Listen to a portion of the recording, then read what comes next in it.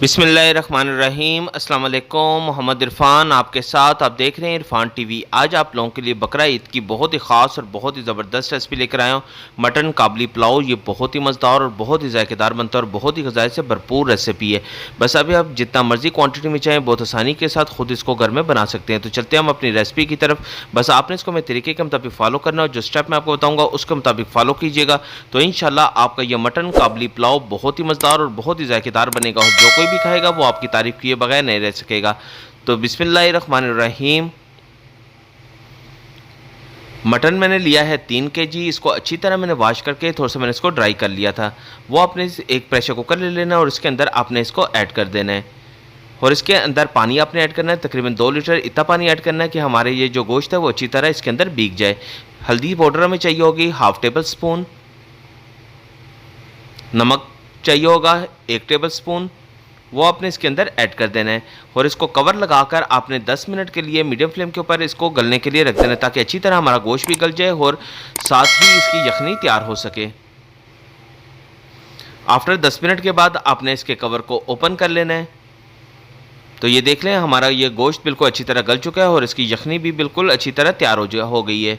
तो बस आपने अभी गोश्त को अलहदा कर लेना है और साथ ही यखनी को भी अलहदा कर लेना है।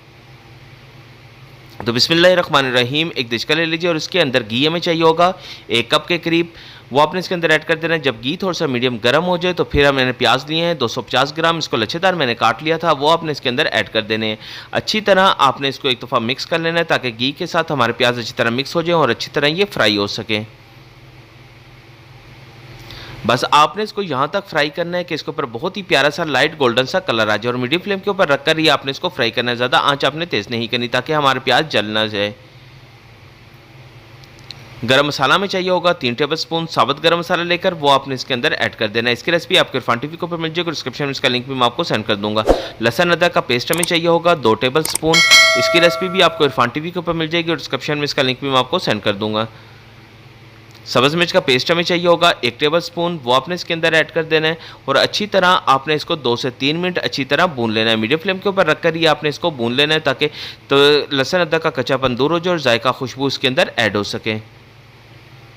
बस अच्छी तरह आपने इसकी बुनाई करनी है। फिर टमाटर मैंने लिए हैं 250 ग्राम, इसको बारीक बारीक मैंने काट लिया था, वो आपने इसके अंदर ऐड कर देने हैं और अच्छी तरह आपने प्याज़ों के साथ और लहसुन अदरक के पेस्ट के साथ इसको अच्छी तरह मिक्स कर लेना है। फिर इसके अंदर थोड़ा सा पानी ऐड कर लेना है, तकरीबन 1 बोल के करीब, और अच्छी तरह इसको आपने एक दफ़ा मिक्स कर लें ताकि हमारे टमाटर भी अच्छी तरह गल जाएं। बस आपने इसको 2 से 3 मिनट अच्छी तरह आपने इसकी बुनाई करनी है। फिर जो बॉयल जो गोश्त हमने तैयार कर लिया था वो आपने इसके अंदर ऐड कर देना है और अच्छी तरह आपने इसको एक दफ़ा मिक्स कर लेना और अच्छी तरह इसको फ्राई करना है। अब जैसे जैसे इसको भुनेंगे ये साथ हमारा गोश्त भी थोड़ा सा फ्राई होना शुरू हो जाएगा। दही हमें चाहिए होगा 250 ग्राम, इसको अच्छी तरह मैंने बीट कर लिया था, वो आपने इसके अंदर ऐड कर देना है। पुलाव मसाला में चाहिए होगा 3 टेबल स्पून, इसकी रेसिपी आपको इरफान टीवी के ऊपर मिल जाएगी, डिस्क्रिप्शन में इसका लिंक भी मैं आपको सेंड कर दूंगा। नमक हमें चाहिए होगा 2 टेबल स्पून, या अपने टेस्ट के मुताबिक आप इसको कम ज़्यादा कर सकते हैं। 3 केजी की रेसिपी आपके साथ मैं शेयर कर रहा हूँ। बस अच्छी तरह आपने इसको 2 से 3 मिनट भून लेना है ताकि तमाम मसालों का कच्चापन दूर हो जाए और जायका खुशबू इसके अंदर ऐड हो सके। बस यहाँ तक आपने इसको भूनना है कि ये अपना थोड़ा सा ऑयल छोड़ना शुरू कर दे। जब इसके ऊपर अपना ऑयल आना शुरू हो जाएगा तो बिस्मिल्लाहिर्रहमानिर्रहीम एक कढ़ाई ले लीजिए और इसके अंदर 2 से 3 टेबल स्पून घी आपने ऐड कर देना है। जब घी थोड़ा सा मीडियम गर्म हो जाए तो फिर गाजर मैंने ली है 500 ग्राम, आधा किलो, और इसको बारीक बारीक टुकड़ों में मैंने काट लिया था, वो आपने इसके अंदर ऐड कर देनी है। किशमिश मैंने ली है 100 ग्राम और इसको अच्छी तरह मैंने वॉश करके थोड़ा सा ड्राई कर लिया था, वो आपने इसके अंदर ऐड कर देनी है और अच्छी तरह आपने इसको अभी मिक्स कर कर आपने इसको थोड़ा सा फ्राई करना है ताकि हमारी गाजर का क्रंचपन ख़त्म हो जाए, ये गाजर भी थोड़ी सी नरम हो जाए। मीडियम फ्लेम के ऊपर रख के आपने इसको कुक कर लेना है। बादाम हमें चाहिए होंगे 100 ग्राम, इसको मैंने थोड़ा सा बॉयल कर कर इसके छिलका मैंने उतार लिया है और इसके 2-2 पीस मैंने कर लिए थे, वो आपने इसके अंदर ऐड कर देने हैं। चीनी हमें चाहिए होगी 3 से 4 टेबल स्पून, या अपने टेस्ट के मुताबिक इसको कम ज़्यादा कर सकते हैं, वो आपने इसके अंदर ऐड कर देनी है और इसको बस अभी आपने 2 से 3 मिनट मीडियम फ्लेम के ऊपर रखकर आपने इसको फ्राई कर लेना है, ताकि चीनी भी इसके अंदर अच्छी तरह मेल्ट हो जाए और हमारे बादाम और किशमिश भी अच्छी तरह थोड़ी सारी फ्राई हो सके। बस 3 मिनट आपने इसको फ्राई करने के बाद आपने इसको सेपरेट कर लेना है। ये देख लें हमारी ये गाजर, फ्राई गाजर बिल्कुल रेडी हो चुकी है। अभी आप इसको सेपरेट कर लें। हमारे मटर ने भी थोड़ा सा ऑयल छोड़ना शुरू कर दिया है।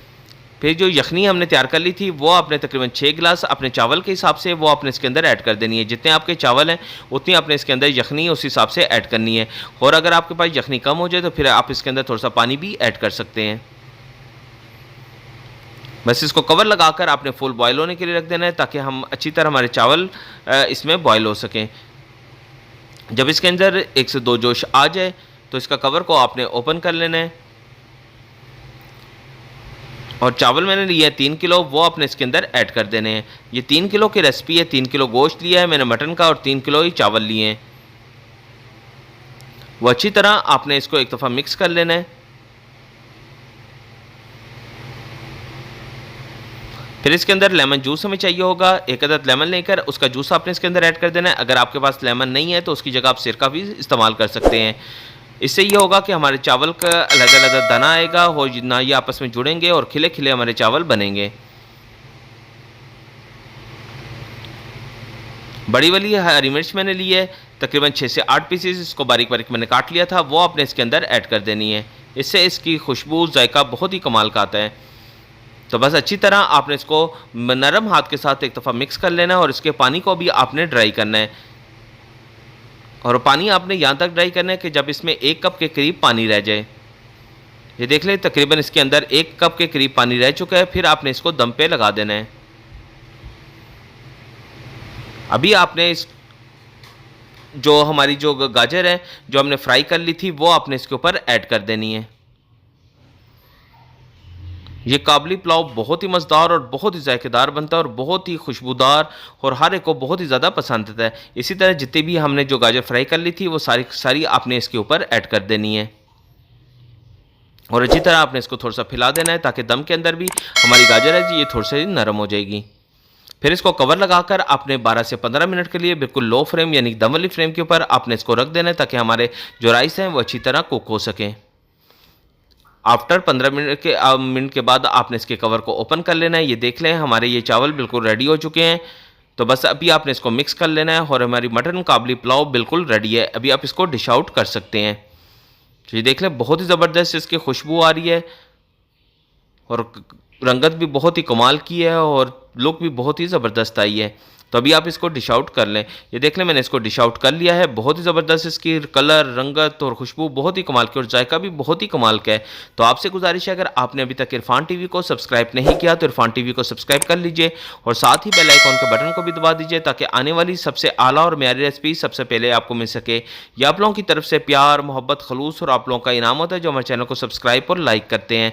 अभी अपना और अपने गिरदोनवा का ख्याल रखिएगा। मोहम्मद इरफान को इजाज़त दीजिए। अल्लाह हाफिज़।